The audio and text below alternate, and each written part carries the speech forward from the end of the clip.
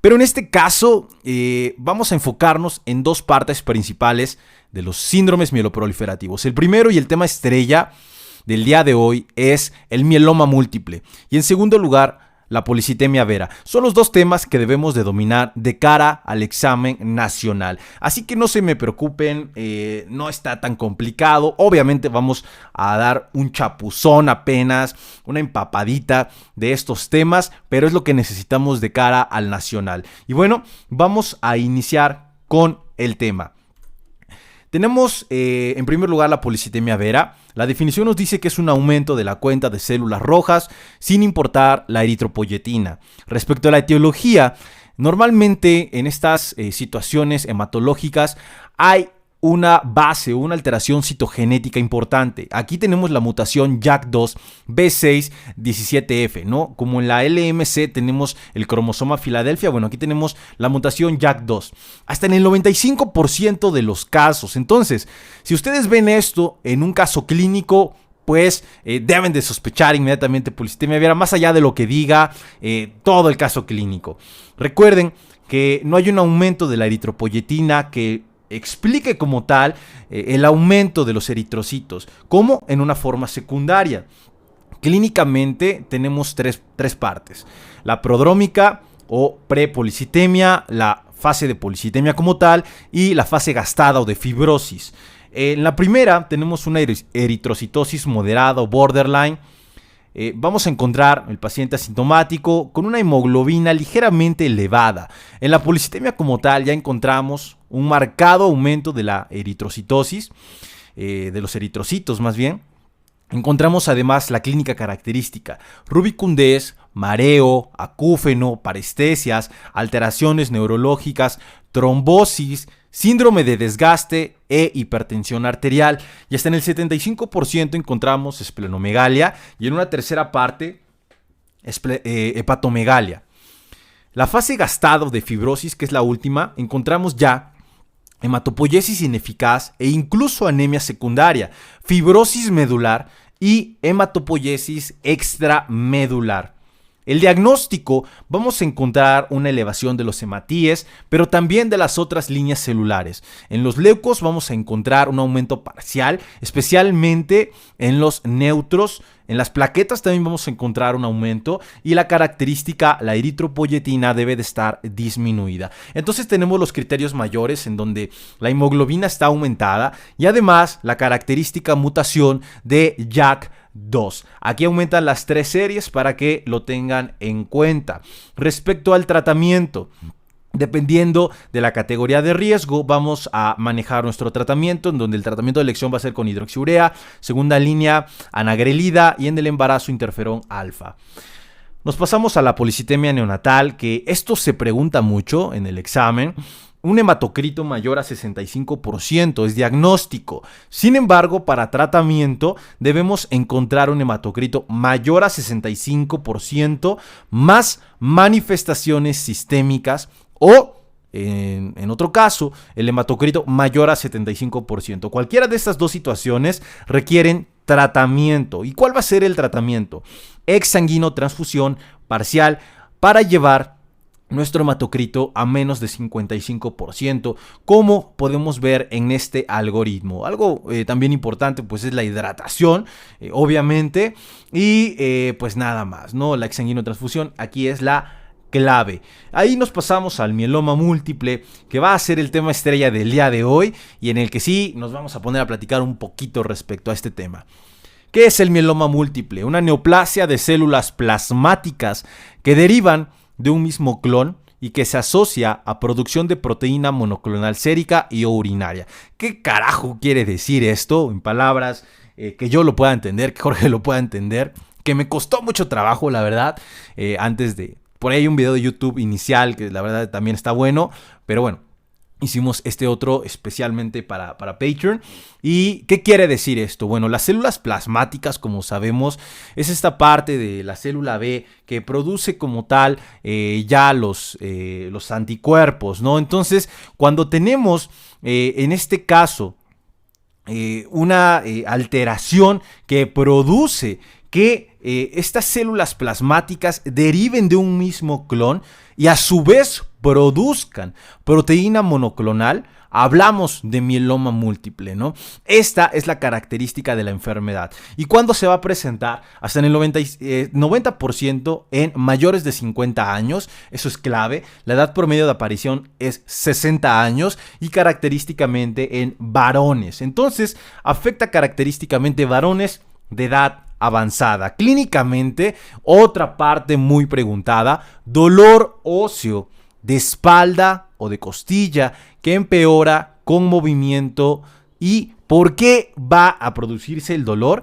Debido a que se producen lesiones osteolíticas en huesos hematopoyéticos. Esta es la clave de la clínica. Les van a poner un varón de edad avanzada con dolor de espalda crónico, que le toman una radiografía y observan lesiones osteolíticas. Es un mieloma múltiple hasta demostrar lo contrario. Sin embargo, hasta un 30% es asintomático, pero en forma de caso clínico siempre viene así. Además, podemos encontrar insuficiencia de médula ósea, que se puede presentar como anemia.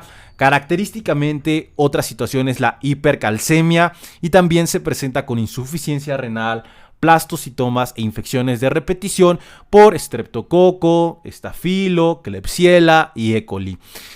Otra situación característica es el famoso riñón de mieloma, en donde vamos a encontrar además cilindros eosinófilos característicamente. Clave en diagnóstico y la enfermedad, además de lo que acabamos de ver, que es la parte clínica, la parte de las infecciones, todo esto es la paraproteína. Esa es la clave del diagnóstico, ¿no? Y lo que debemos de conocer.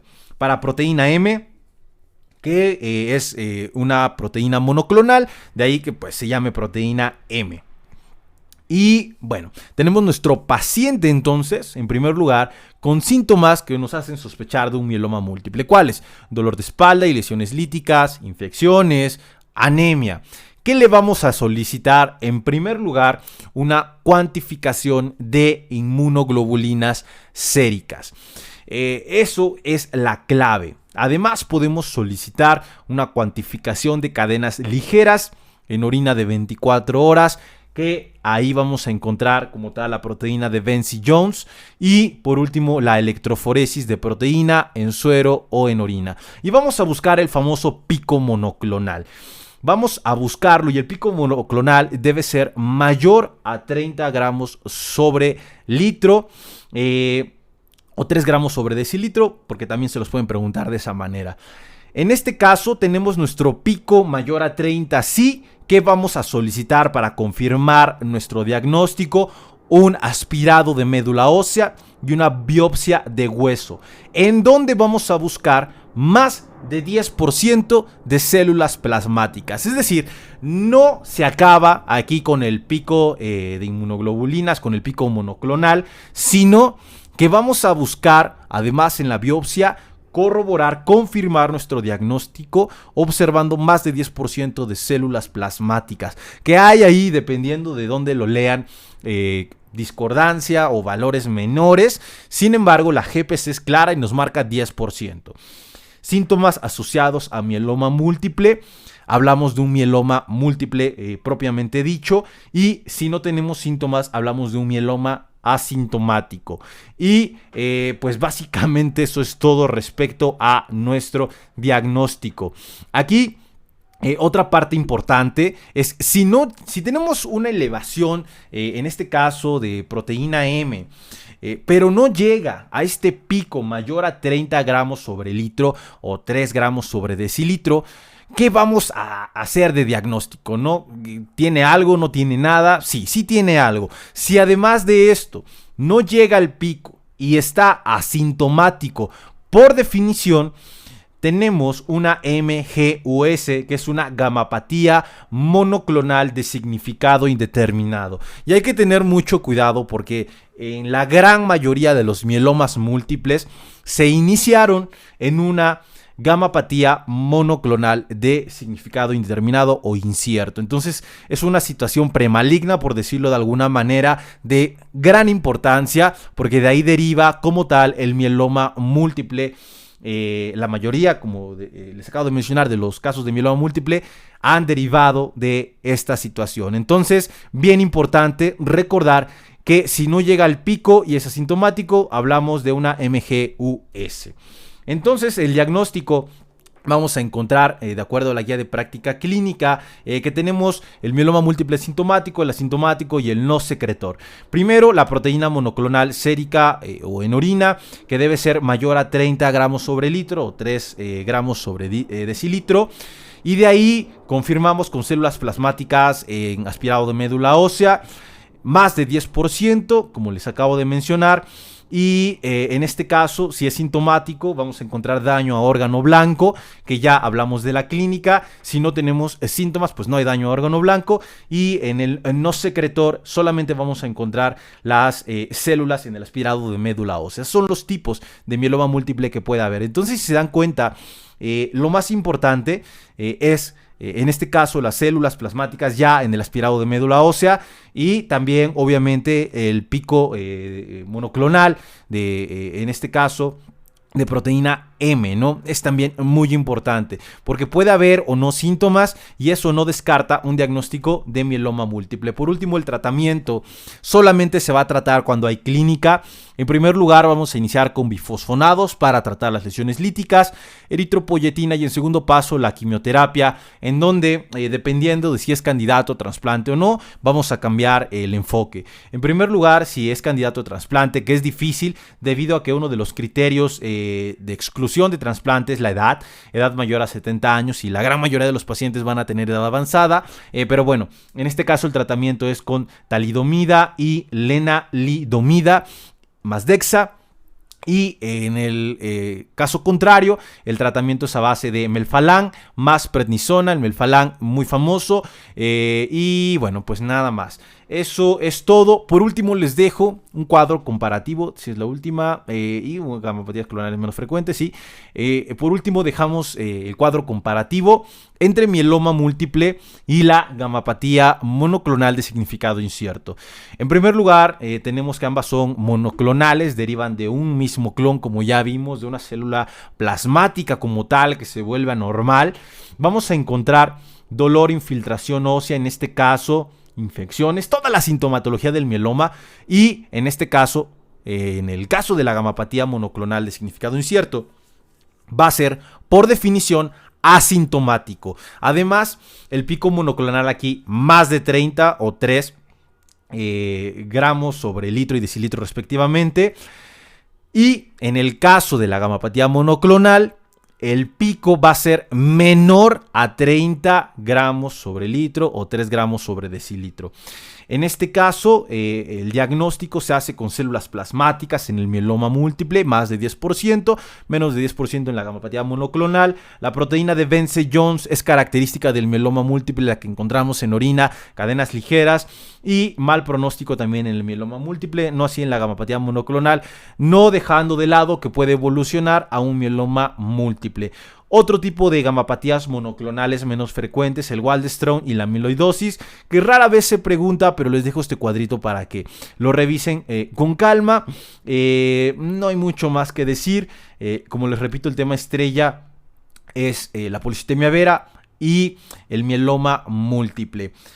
Muchas gracias, colegas, y continuamos con el estudio de medicina interna.